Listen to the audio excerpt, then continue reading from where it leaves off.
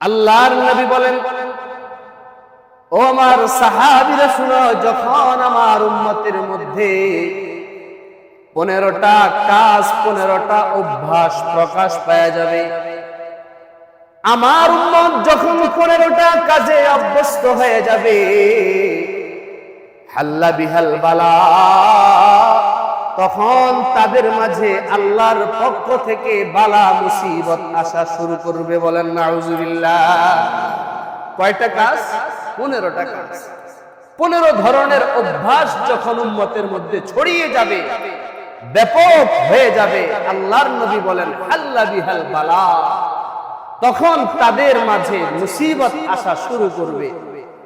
15টা অভ্যাস বলার পরে নবীজি কিয়ামতের কথা বলবেন। যখন এই 15টা অভ্যাস উম্মতের মাঝে প্রচলন ঘটে যাবে, তখন নবী বলেন তোমরা কিয়ামতের অপেক্ষা করতে থাকো। নাউজুবিল্লাহ। এই 15টা অভ্যাস কাজ, এটা ভালো না খারাপ? আর একটু জোরে বলেন। খারাপ বিধায় তো কিয়ামতের কথা নবীজি বলছেন, এবং মুসিবত আসবে আমাদের মাঝে এই 15টা কাজ যখন সমাজের মধ্যে ছড়ায়া যাবে। আল্লাহ সকলকে হেফাজত করেন, বলেন আমিন। ক্বালু ইয়া রাসূলুল্লাহ ওয়া মা হিয়া, সাহাবায়ে কেরাম বললেন ইয়া রাসূলুল্লাহ, ইয়া হাবিবাল্লাহ, ওই 15টা অভ্যাস কি, 15টা কাজ কি, আমাদেরকে বলে দেন, যাতে করে আমরা ওই 15টা অভ্যাস থেকে কাজ থেকে বেঁচে থাকতে পারি। সুবহানাল্লাহ বলুন। ক্বালা রাসূলুল্লাহ সাল্লাল্লাহু আলাইহি ওয়াসাল্লাম, ইযা কানাল ফাইউ দুওয়ালা, আল্লাহর নবী বলেন 1 নাম্বার অভ্যাস, যখন আমার উম্মতের লোকেরা যুদ্ধলব্ধ গনিমতের মালকে নিজের সম্পদ মনে করবে। মুজাহিদরা মাসের পর মাস ময়দানে থেকে কাফেরদের বিরুদ্ধে যুদ্ধ করে, নিজের জীবনের ঝুঁকি নিয়ে যুদ্ধের পরে আল্লাহ বিজয় দান করে, কাফেরদের পক্ষ থেকে পাওয়া যে সম্পদ, ওগুলোকে ইসলামের পরিভাষায়, কোরআনের পরিভাষায় গনিমত বলা হয়। নবী বলেন ওই গনিমতের মালকে যখন ব্যক্তি নিজের সম্পদ মনে করবে, তখন তোমাদের উপরে মুসিবত আসা শুরু করবে। নাউজুবিল্লাহ বলেন।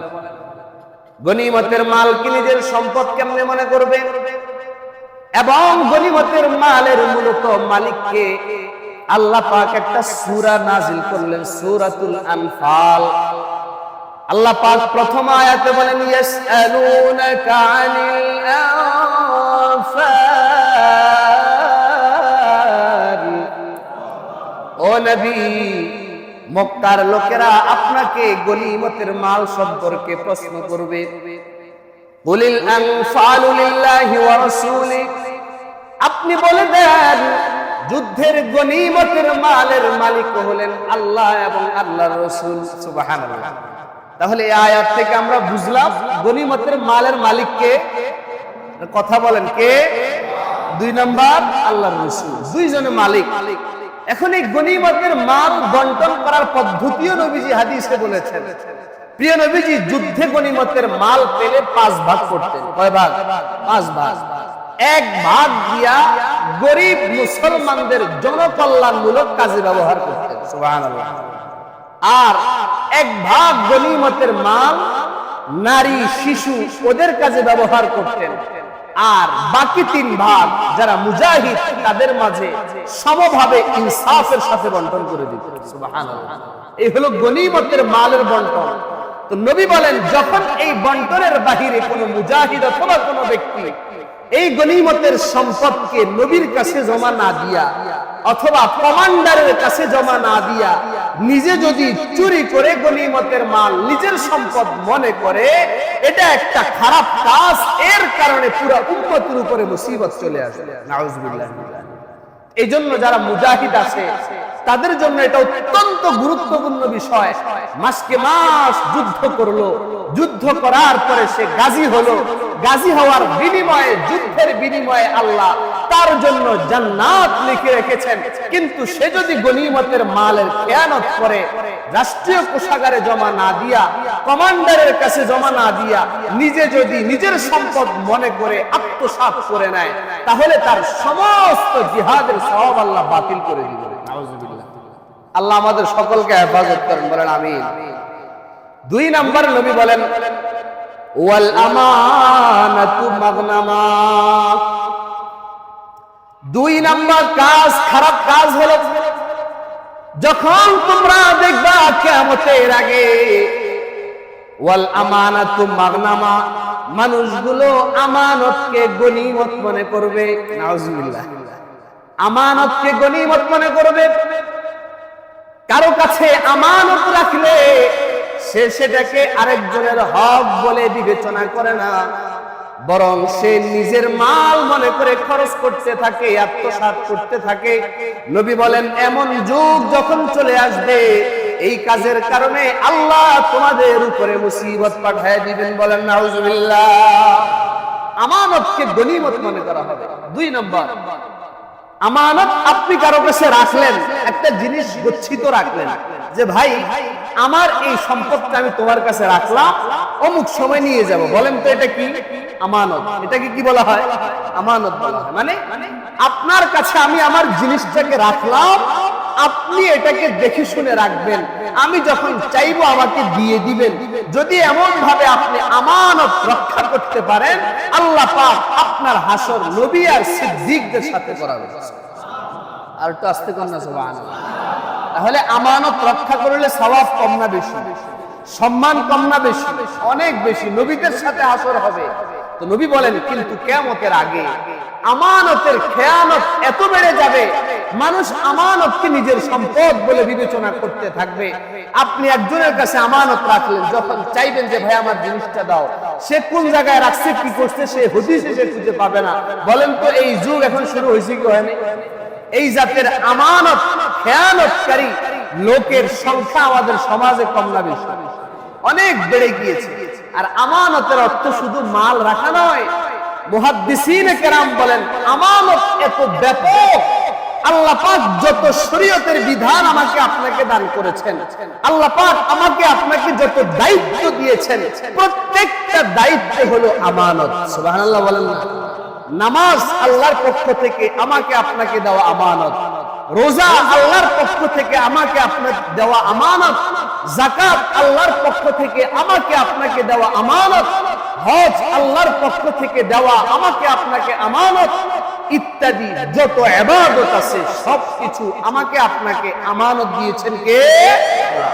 এখন যদি কেউ নামাজ না পড়ে আমানতের খেয়ানত করলো, কেউ রোজা না রাখে আমানতের খেয়ানত করলো, হজ ফরজ হওয়ার পরে হজ না করে আমানতের খেয়ানত করলো, যাকাত ফরজ হওয়ার পরে যাকাত না দিল আমানতের খেয়ানত করলো, রাষ্ট্রীয় দায়িত্ব পাওয়ার পরে সরকারের গদিতে বসার পরে যদি ঠিক মতো দেশ পরিচালনা না করে, জুলুম করে, অন্যায় করে, অত্যাচার করে, সে আমানতের খেয়ানত করলো। কথা ঠিক না বেঠিক? আমানতের খেয়ানত যত দায়িত্ব আছে, আপনি আপনার পরিবারের হেড, প্রধান, আপনি হলেন স্বামী, আপনার আন্ডারে আপনার স্ত্রী আছে, আপনার ছেলে মেয়ে আছে, আপনার মা বাবা বৃদ্ধ হয়ে গিয়েছে, এই যে 5-7 জন সদস্য আপনার পরিবারে, সবার দায়িত্ব আপনার উপরে। এই সবার দায়িত্ব আদায় করা, সবার হক আদায় করা আপনার উপরে আমানত। সুবহানাল্লাহ বলেন না? এই আমানত দিয়েছেন কে? আল্লাহ। মোট কথা আমি বুঝাতে চাচ্ছি, যত দায়িত্ব আছে, আপনি যেই দায়িত্বে চাকরি করেন, সরকারি অফিসে চাকরি করেন, আপনি কেরানির চেয়ারে বসেছেন, ইলেকট্রিক ইঞ্জিনিয়ার হিসেবে কাজ করছেন, আপনি যেই পদে আছেন প্রত্যেকটা পদ আপনার উপরে আমানত। সুবহানাল্লাহ বলেন না? আপনি যদি অফিসে চাকরিতে যাইয়া অফিস টাইমে আপনি কাজ না করে গল্প গুজব করেন, তাহলে আপনি পুরো দেশের জনগণের সাথে আমানতের খেয়ানত করলেন। আপনি যদি একটা অফিসের সিও হইয়া, একটা অফিসের এক্সচেঞ্জ হইয়া, একটা অফিসের ডাইরেক্টর হইয়া, একটা অফিসের চিফ ইঞ্জিনিয়ার হইয়া যদি আপনি আপনার দায়িত্ব যথাযথভাবে পালন না করেন, যদি প্রত্যেকটা সরকারি মালামালকে যদি আপনি আমানতের সাথে ব্যয় না করেন, এক পয়সাও যদি অবৈধ পথে আপনি উপার্জন করতে থাকেন, পুরো জনগণের সম্পদ থেকে আপনি আমানতের খেয়ানত করবেন। এত আসতে বললেন, ঠিক না বেঠিক? মোট কথা আমানত শব্দটা অনেক ব্যাপক। যে ব্যাপক অর্থের দিকে লক্ষ্য করলে নবীজির এই হাদিসটা এখন প্রতিফলিত হয়ে যায়। আমাদের দেশের যতগুলো সেক্টর রয়েছে প্রত্যেকটা সেক্টরে বলেন তো অর্থ মন্ত্রণালয়ে দুর্নীতি আছে না নাই? আসতে বলেন না। শিক্ষা মন্ত্রণালয়ে দুর্নীতি আছে না নাই? রোডস এন্ড হাইওয়ে সেতু মন্ত্রণালয়ে দুর্নীতি আছে না নাই? সড়ক পরিবহন মন্ত্রণালয়ে দুর্নীতি আছে না নাই? দেশের যতগুলো মন্ত্রণালয় আছে আপনি যদি প্রত্যেকটা মন্ত্রণালয়ের নিরপেক্ষভাবে হিসাব করতে থাকেন একটা মন্ত্রণালয়ে পাওয়া যাবে না যেখানে দুর্নীতি করা হয় না। কথা জোরে বলেন, ঠিক না ঠিক? প্রত্যেকটা মন্ত্রণালয়ে দুর্নীতি আছে। দুর্নীতি আছে মানে আমানতের খেয়ানত হচ্ছে। আমানতের খেয়ানত হচ্ছে বিদায় গত 15-16 বছর যাবত বাংলাদেশ থেকে পাচার হয়েছে, দুর্নীতি হয়েছে 93 বিলিয়ন মার্কিন ডলার। নাউজুবিল্লাহ, 93 কোটি বিলিয়ন মার্কিন ডলার আমাদের দেশ থেকে পাচার হয়েছে, দুর্নীতি হয়েছে। দেশের ঋণ আছে 99.3 বিলিয়ন কোটি মার্কিন ডলার, আর পাচার হয়েছে 93। মাত্র গ্যাপ হলো কত? 6-এর। এখন যদি আপনি 93 কোটি মিলিয়ন মার্কিন ডলার যদি আপনি দেশ থেকে পাচার না করতেন, দুর্নীতি যদি না হতো, আমানতের খেয়ানত যদি না হতো, এখন আমাদের বাংলাদেশের জনগণের মাথা পিছু 1.5 লক্ষ টাকার ঋণ থাকতো না। কথা ঠিক না বেশি? আর একটু জোরে বলেন না, ঠিক না বেশি? তাহলে এটা কেন হয়েছে? আমানতের খেয়ানত করার কারণে দেশের প্রত্যেকটা জনগণ, যেই শিশুটা আজকে জন্মগ্রহণ করলো তারও মাথা পিছু 1.5 লক্ষ টাকা ঋণ হয়ে গেছে। নাউজুবিল্লাহ বলেন। এটা কিসের কারণে? দুর্নীতির কারণে হয়েছে, আমানতের খেয়ানতের কারণে হয়েছে। 15 লক্ষ কোটি টাকা কেন আমাদের দেশ থেকে পাচার হবে? 19 লক্ষ মিলিয়ন মার্কিন ডলার, লক্ষ কোটি ডলার কেন আমাদের ঋণ হবে? দেশ তো এত অচল না, দেশের তো সম্পদ এত কম না। এই দেশে দেশের খনি, গ্যাসের খনি আছে, এই দেশে বিভিন্ন খনি পাওয়া যায়, তারপরেও কেন এত ঋণ হলো? এর দ্বারা একটা মেসেজ যেটা আমরা পাই সেটা হলো প্রত্যেকটা মন্ত্রণালয়, প্রত্যেকটা সেক্টরে দুর্নীতিবাজ ভরে গিয়েছে, যার কারণে আজকে দেশের এই অবস্থা। নবীজির এই হাদিস, ওয়াল আমানাতু মাগনামা, যখন আমানতকে গনিমত মনে করা হবে, যে যত বড় সেক্টরে দায়িত্ব পায় তার কাছে দেশের সম্পদটা তত গনিমত মনে হয়। গনিমত মনে করে সে তার ব্যাংক ব্যালেন্সে, কারো 1000 কোটি টাকা ব্যাংক ব্যালেন্স, কারো লক্ষ কোটি টাকা ব্যাংক ব্যালেন্স হয়ে যায়।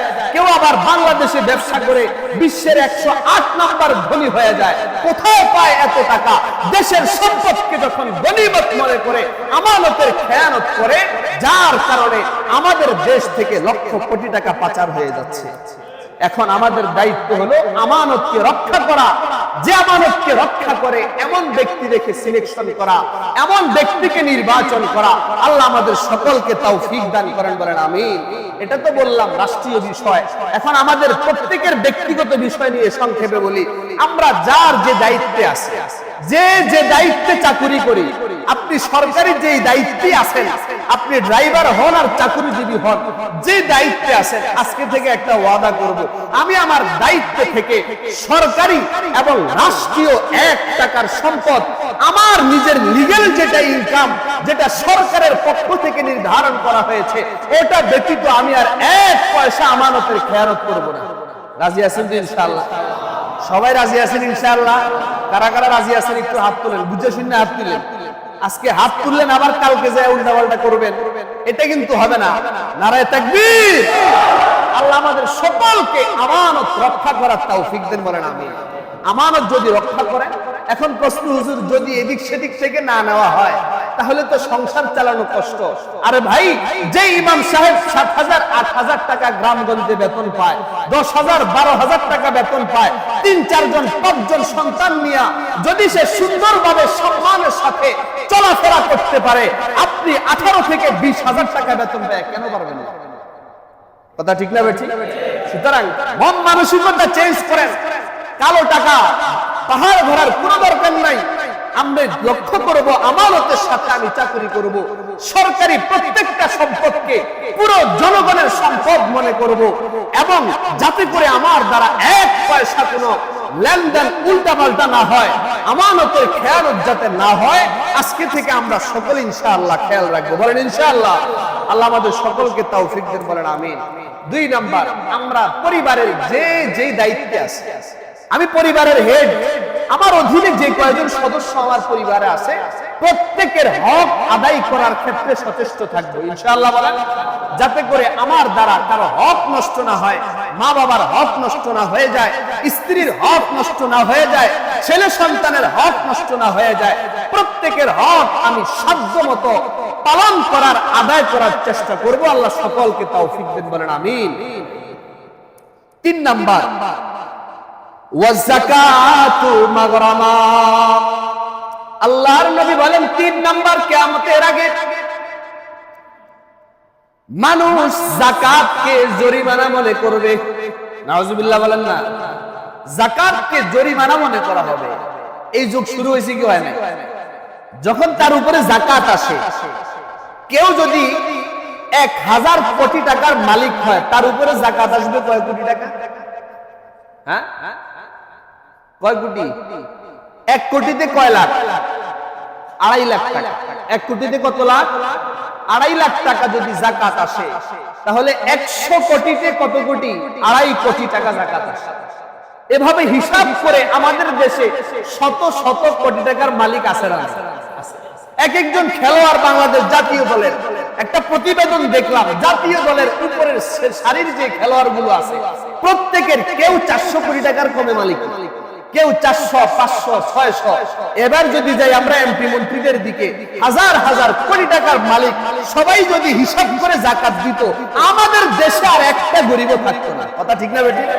আমাদের দেশে অভাব থাকতো না যদি যাকাত দেওয়া হতো।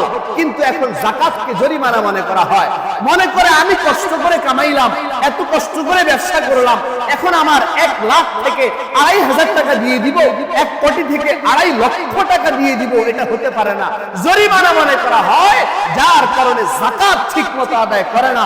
নবী বলেন, যখন এই যুগ শুরু হয়ে যাবে, তখন তোমরা কিয়ামতের জন্য রেডি হয়ে যাও। নাউজুবিল্লাহ বলেন। সুতরাং এটা থেকে মেসেজ কি পাই? যাকাত আদায় করব কি করব না? সবাই বলেন করব তো ইনশাআল্লাহ। যাকাত আদায় করে দিব, জরিমানা মনে করবেন না। আল্লাহ বলেন, যাকাত যখন কোন বান্দা আমি আল্লাহর ভয়ে দিয়ে দিবে, আমি আল্লাহ তার সম্পদ আগের চাইতে ডাবল করে দেব। সুবহানাল্লাহ। সম্পদের মধ্যে যাকাত দিলে বরকত দিবেন কে? আল্লাহ। আল্লাহ বরকত দিবেন। সুতরাং কেউ জরিমানা মনে করব না। যদি কেউ জরিমানা মনে করেন, তাহলে মনে করবেন আপনার কারণে পুরো সমাজের উপরে মুসিবত চলে আসবে। আল্লাহ হেফাজত করেন, বলেন আমিন। 4 নাম্বার, ওয়া আতাআর রাজুলু যাওজাতাহু। আল্লাহর নবী বলেন, কিয়ামতের আগে 15টা কাজের মধ্যে 4 নাম্বার, মানুষ তার স্ত্রীর অনুসরণ করবে। 5 নাম্বার, ওয়া আক্কা উম্মাহু। স্ত্রীর অনুসরণ করতে যায় মায়ের অবাধ্যতা করবে। বলেন নাউজুবিল্লাহ। তাহলে 4 নাম্বার, 5 নাম্বার, স্ত্রীর অনুসরণ করবে, মায়ের অবাধ্যতা করবে। এটা হলো কিয়ামতের আলামত। বলেন তো, এই আলামত 2টা আমাদের সমাজে আছে না নাই? স্ত্রীর অনুসরণকারী দল, স্বামী এরকম সংখ্যা কম না বেশি? অনেক বেশি। স্ত্রীর অনুসরণ কেমন করে? স্ত্রী যদি বলে তাকে শুইতে, সে শুয়ে যায়। যদি বলে বসতে, শুয়ে যায়, বসে। অর্থাৎ স্ত্রীর প্রত্যেকটা কথা মেনে চলে। স্ত্রীর কাছে তার উপার্জিত সম্পদের ক্যাশ রাখে, তার কথার বাহিরে 1 কদম ওদিকে যায় না। স্ত্রী যদি বলে তোমার মা আমার ঘরে থাকবে, তাহলে থাকবে। স্ত্রী যদি বলে তোমার মা আমার ঘরে থাকবে না, তো থাকবে না। এমন জাতের কুলাঙ্গার স্বামী দুনিয়াতে আছে না? আরো জোরে বলেন, আছে না নাই? অর্থাৎ স্ত্রীর অনুসরণ করতে যায় মায়ের অবাধ্যতা করে, মাকে কষ্ট দেয়, এমন হাজার হাজার সন্তান আমাদের দেশে অভাব নাই, চলাফেরা করছে, সমাজের মধ্যে অশান্ত হচ্ছে, মারা ঘরে থাকতে পারে না, শেষ পর্যায়ে তাদেরকে বৃদ্ধাশ্রমে নিয়ে দেওয়া হয়। কথা ঠিক না ঠিক? কেন? স্ত্রীর অনুসরণ করার কারণে। আরে ভাই, স্ত্রীর অনুসরণ না, বরং স্ত্রীর হক আদায় করতে হবে। সংসার চলবে স্বামীর কথায়। আপনি পুরুষ, আপনি সংসারের প্রধান, আপনি হবেন লিডার। আপনি যেমন লিডারশিপ করবেন, আপনি যেমন পরিচালনা করবেন, আপনার সংসার সেভাবে চলবে। স্ত্রীর কথায় সংসার চলবে না, বরং সংসার চলবে আপনার কথায়। কথা ঠিক না বেঠিক? আপনি পরিচালনা করবেন, স্ত্রীর হক আদায় করবেন, মায়ের হক আদায় করবেন, সন্তানের হক আদায় করবেন, আপনার মেয়ে ছেলে সবার হক আপনি আদায় করবেন। এভাবে যদি সংসার পরিচালনা করতে পারেন, কাল কিয়ামতের ময়দানে আল্লাহর সামনে দাঁড়াইয়া জবাবদিহিতা করতে হবে না, বরং আমানত রক্ষা করার কারণে আল্লাহ আপনাকে নবীদের সাথে হাসর করাবেন। সুবহানাল্লাহ বলেন। এজন্য আমানত রক্ষা করব ইনশাআল্লাহ। স্ত্রীর কথায় চলা যাবে না আমার ভাইরা। বহু সংসার আছে স্ত্রীর কথা ধরে মাকে কষ্ট দেওয়া হয়। যারা মাকে কষ্ট দেন, যারা মায়ের মনে কষ্ট দেন, যারা মায়ের হক নষ্ট করেন, তাদের কাছে আমি কয়েকটা উদাহরণ রাখতে চাই। আপনি কি মায়ের বদদোয়া নিয়ে জাহান্নামে যাইতে চান? এমন কোন লোক আছে? এমন কেউ আছেন? মায়ের দোয়া কারা কারা চান? একটু হাত তোলেন। নারায়ে তাকবীর। মায়ের দোয়া যারা পাবেন, যারা মায়ের দোয়া পাবে, তাদের ঠিকানা হবে আল্লাহর জান্নাত। সুবহানাল্লাহ। প্রিয় নবীজির একটা হাদিস, তিরমিজি শরীফের হাদিস, নবী বলেন, মায়ের দোয়ার চাইতে এমন কোন নেক কাজ আমি পাই না যার উসিলায় আল্লাহ সন্তানকে নাজাত দিয়ে দিবে। সুবহানাল্লাহ। তা মায়ের দোয়ার এত বরকত। ইমাম বুখারী রাহমাতুল্লাহি আলাইহি, বুখারী শরীফ যিনি লিখেছেন, কোরআনুল কারীমের পরে পৃথিবীর মধ্যে সর্বশ্রেষ্ঠ হাদিসের কিতাব, সহিহ কিতাবের নাম হলো সহিহ বুখারী। সুবহানাল্লাহ বলেন। এই বুখারী শরীফ যিনি লিখেছেন, ইমাম ইসমাঈল ইবনে মুহাম্মদ আল বুখারী রাহমাতুল্লাহি আলাইহি, উনি ছোটবেলায় অন্ধ ছিলেন, চোখের জ্যোতি ছিল না, চোখে দেখতেন না। উনার মা যখন দেখলো সন্তান চোখে দেখে না, উনি এবার আল্লাহর কাছে নামাজ পড়ে প্রত্যেক দিন দোয়া চালাইতে লাগলেন। দোয়ার মধ্যে ইমাম বুখারীর মা দোয়া করলেন, আল্লাহ আমাকে একটা সন্তান আপনি দিলেন, যে সন্তানটা চোখে দেখে না, আমি তো নিয়ত করেছি আমার সন্তান বড় হয়ে আপনার কোরআনের হাফেজ হবে, আমি তো নিয়ত করেছি আমার সন্তান বড় হয়ে যুগের বড় আলেম হবে, মানুষের খেদমত করবে, হাদিসের খেদমত করবে। আল্লাহ আমার ছেলের যদি চোখের জ্যোতি না থাকে, তাহলে সে কোরআনের হাফেজ হবে কিভাবে, সে বড় আলেম হবে কিভাবে? আল্লাহ আমি মা হয়ে দোয়া করছি, আপনি আমার সন্তানের দৃষ্টিশক্তি ফিরিয়ে দেন। সুবহানাল্লাহ। ইমাম বুখারীর মা দোয়া করলেন, আর যখন ঘুমাইলেন স্বপ্ন যুগে দেখলেন ইমাম বুখারী রাহমাতুল্লাহি আলাইহি দৃষ্টি শক্তি আল্লাহ পাক ফিরিয়ে দিয়েছেন। সুবহানাল্লাহ। এবার তাড়াতাড়ি ঘুম থেকে উঠলেন, যায় দেখে সত্যি তার ছেলে ইমাম বুখারী রাহমাতুল্লাহি আলাইহি রাত্রি বেলায় যে অন্ধত্বের চোখ নিয়ে ঘুমিয়েছিল, মায়ের দোয়ার বদৌলতে আল্লাহ পাক আগের চাইতেও আরো বেশি পাওয়ার দিয়া দৃষ্টিশক্তি ফিরিয়ে দিলেন। সুবহানাল্লাহ। এমন পাওয়ার ইমাম বুখারীর চোখে চলে আসছে। ইমাম বুখারী রাহমাতুল্লাহি আলাইহি চাঁদের আলোতে কাবা শরীফের পাশে বসে বুখারী শরীফের হাদিস লিখেছেন। সুবহানাল্লাহ। কিসের আলোতে? চাঁদের আলোতে, যেটা আমি আর আপনি অনেকেই পারবো না। কিন্তু ইমাম বুখারী রাহমাতুল্লাহি আলাইহি অন্ধ হওয়া থেকে মায়ের দোয়ায় যে দৃষ্টিশক্তি ফিরে পেয়েছেন, যার বিনিময়ে আল্লাহ পাক তার চোখের পাওয়ার আগের চাইতে লক্ষ কোটি গুণ বাড়ায় দিয়েছেন। সুবহানাল্লাহ। মায়ের দোয়া যদি আমরা এখনো নেই, যাদের মা জীবিত আছে, যাদের বাবা জীবিত আছে, আরে ভাই শুধু এই বিষয়টা নিয়ে আলোচনা করলেই কমপক্ষে 3 ঘন্টা আলোচনা করা লাগবে, তাও শেষ হবে না। এত এত হাদিস, এত এত ফজিলত মায়ের দোয়ার মধ্যে আল্লাহ পাক রেখে দিয়েছেন। সুবহানাল্লাহ বলেন না? আবার মায়ের দোয়া যেমন লাগে, মায়ের বদদোয়াও তেমন লাগে। লাগে কি লাগে? কেমন লাগে? প্রিয় নবীজির একজন প্রসিদ্ধ সাহাবী হযরতে আলকামা রাদিয়াল্লাহু তাআলা আনহু, নাম কি বললাম? আলকামা। হযরতে আলকামা রাদিয়াল্লাহু তাআলা আনহু এমন অসুস্থ হইলেন, যেই অসুস্থতার কারণে হযরতে আলকামা মনে হয় মারা যাবে। এমন সময় এই সংবাদটা নবীজির দরবারে পৌঁছে গেছে। ইয়া রাসূলুল্লাহ, ইয়া হাবিবাল্লাহ, আপনার প্রিয় সাহাবী আলকামা বড় অসুস্থ, মনে হয় এই অসুস্থতার কারণে মারা যাবে, আর বাঁচবে না। আল্লাহর নবী হযরতে বেলাল রাদিয়াল্লাহু আনহু এবং আরেকজন সাহাবী, দুইজনকে পাঠিয়ে দিলেন আলকামাকে কালিমা পড়ানোর জন্য। সুবহানাল্লাহ। হযরতে বেলাল আসলেন, আরেকজন সাহাবী আসলেন, দুইজন পাশে বসে বসে আলকামার বালিশের কাছে বসে বসে তালকিন দিচ্ছে, লা ইলাহা ইল্লাল্লাহু মুহাম্মাদুর রাসূলুল্লাহ। পাশে বসে বসে হযরত বেলাল পড়ছে, কিন্তু আলকামার মুখ দিয়া কালিমা বের হয় না। আলকামা কালিমা পড়তে পারে না, তার জবানের মধ্যে বারবার আটকে যায়। এই সংবাদ প্রিয় নবীজির কাছে চলে গেল। ইয়া রাসূলুল্লাহ, ইয়া হাবিবাল্লাহ, আপনার প্রিয় সাহাবী আলকামা, তার মুখ দিয়া তো কালিমা বের হয় না, এখন কি করব? প্রিয় নবীজি জিজ্ঞাসা করলেন, আমার সাহাবীরাও বেলাল শোনো, আলকামার বাবা কি দুনিয়ায় বেঁচে আছে? কয় না, আলকামার বাবা দুনিয়ায় বেঁচে নাই, তবে আলকামার মা এখনো দুনিয়ায় আছে। সুবহানাল্লাহ। হযরতে আলকামার মা দুনিয়ায় আছে। নবীজি এটা শুইরা বললেন, বেলাল তুমি আলকামার বাড়িতে চলে যাও, আলকামার মাকে যায় বলবা আল্লাহর নবী আপনাকে নবীজির দরবারে যাওয়ার জন্য আদেশ করেছেন।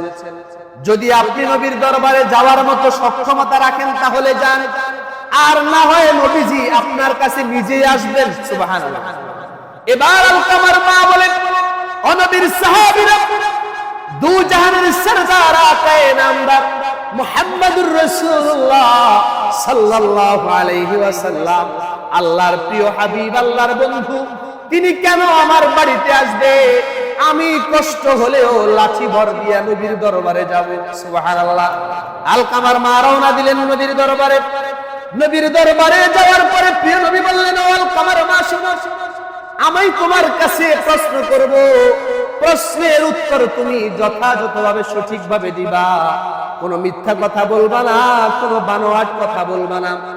আমি তোমার কাছে প্রশ্ন করছি, বলো তোমার ছেলে আলকামা কেমন ছিল? সুবহানাল্লাহ।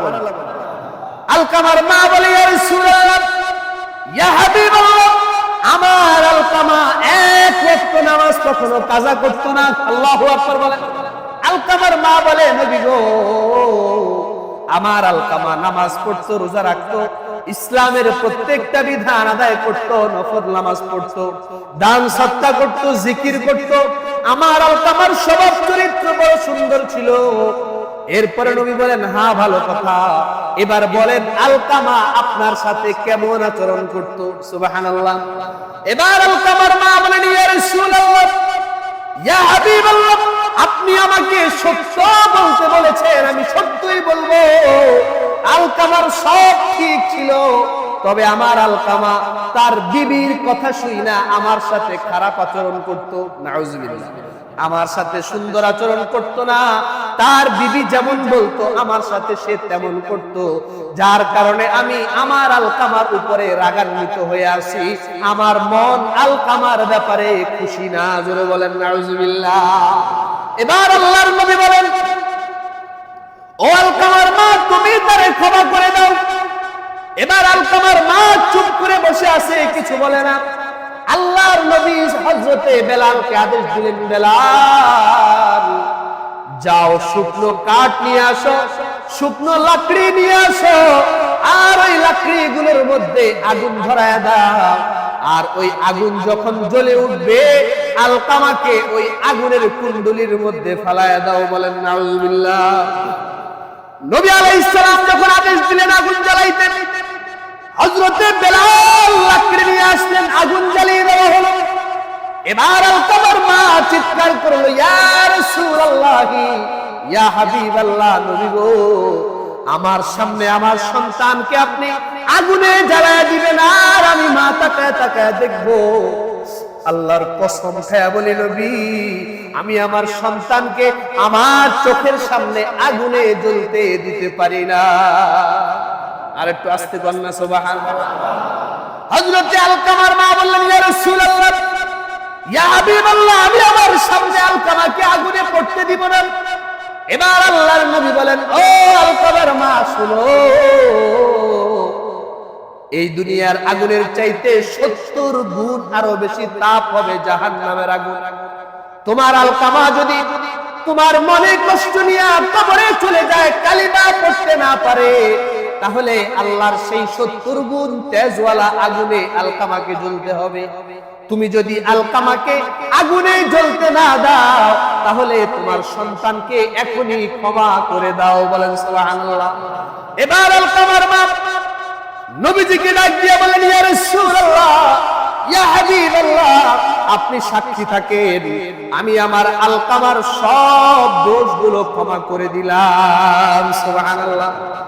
এরপরে হযরত আলকামার মা যখন মাফ করে দিল, নবী আলাইহিস সালাম বলেন, বেলাল যাও যাও যাও, আলকামাকে আবার কালিমার তালকিন দাও। হযরতে বেলাল চলে গেলেন, যায় আলকামার পাশে বৈশা যখনই পড়ল লা ইলাহা ইল্লাল্লাহু মুহাম্মাদুর রাসূলুল্লাহ, সাথে সাথে আলকামা মুখ দিয়া জোরে জোরে কালিমা পড়ে ফেললো। সুবহানাল্লাহ। আরেকটু জোরে বলেন না আল্লাহু আকবার।